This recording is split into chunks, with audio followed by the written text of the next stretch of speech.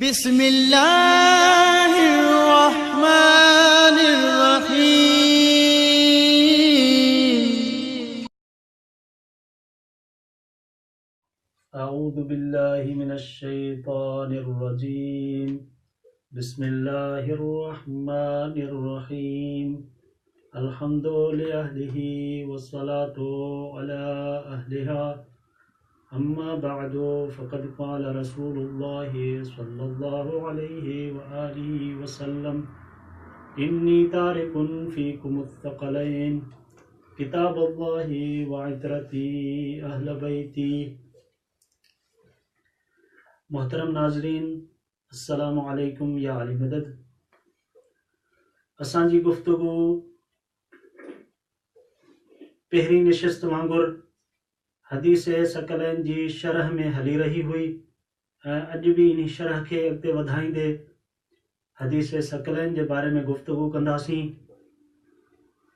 नाज़रीन मोहतरम, जनाब पैगंबर अकरम मुतअद्दिद मरतबा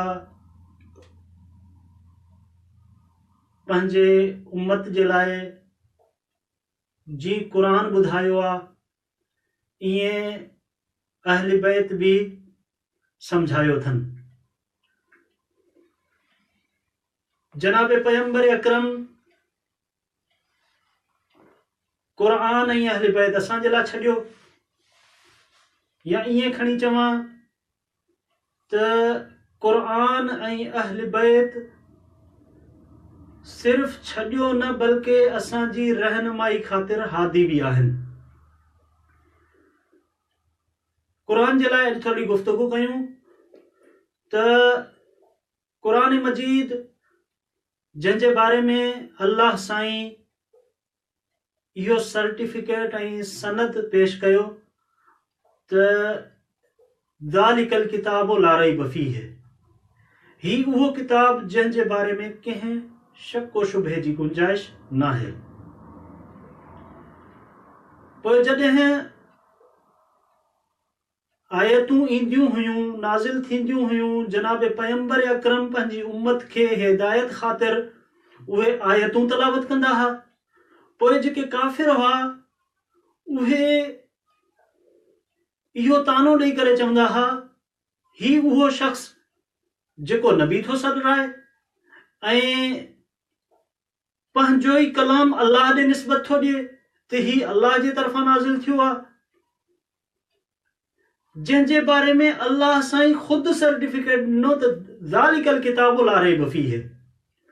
उन्ही में उन्ही यानी सर्टिफिकेट या सनद जे लाइ ताइद जी सूरत में हिकिड़ी आयत आई, जॾहिं उन्हनि काफ़िरनि ताना ॾिना त ही पंहिंजो कलाम थो ॿुधाए, अल्लाह साईं ॾे निस्बत थो ॾिए।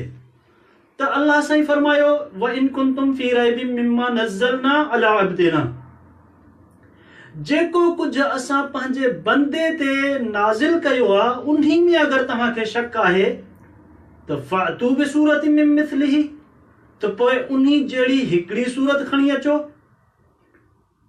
यानी ही जेका आयत आहे दलील ख़ातिर त हिन जहिड़ी हिकिड़ी सूरत खणी अचो, त यानी ही कुरान जी यानी अज़मत थो बयान करे त ही कुरान अहिड़ो मौजज़ो आहे जंहिंजी मिसाल क़यामत ताईं नथी अची सघे। यानी कुरान जे बेऐब हुजण जी मिसाल इहा आहे त इन्ही में कोई क़यामत ताईं ऐब नथो कढी सघे। त अहल बैत अलैहिमुस्सलाम जेके कुरान वांगुर नबी साईं असांखे हादी जी सूरत में पेश कया, त उहे भी लाज़िमन कुरान वांगुर बेऐब हुजनि। जी कुरान बेऐब आहे ईअं अहल बैत भी बेऐब हुजनि, जेके कुरान असांखे समझाइनि, जेके कुरान जी तफ़सीर बयान कनि, उहे भी बेऐब हुजनि। त यकीनन अहल बैत भी ईअं ई बेऐब आहिनि, जो जी कुरान जी निस्बत अल्लाह साईं सां आहे त इहो अल्लाह साईं जो कलाम आहे, ते ही भी नबी जी अहल बैत आहे, ये भी बेऐब आहिनि, ही उहे अहल बैत आहिनि जिन कॾहिं बि गैर ख़ुदा खे कॾहिं सजदो नाहे कयो। ऐं जॾहिं त ही बेऐब आहिनि त क़ुरान भी बेऐब आहे, क़ुरान में कंहिं शको शुबे जी गुंजाइश न आहे त अहल बैत भी बेऐब आहिनि, इन्हनि में कंहिं शको शुबे जी गुंजाइश न आहे। ऐं अहिड़ा हादी जेके नबी साईं असांखे हादी जी सूरत में ॾिना आहिनि। ऐं नाज़रीन मोहतरम, अॼु जी असांजी गुफ़्तगू पुॼाणी ते पहुती ऐं अॻी नशिस्त में इंशाअल्लाह इन्ही गुफ़्तगू खे अॻिते वधाईंदासीं। वस्सलामु अलैकुम वरहमतुल्लाहि वबरकातुहू।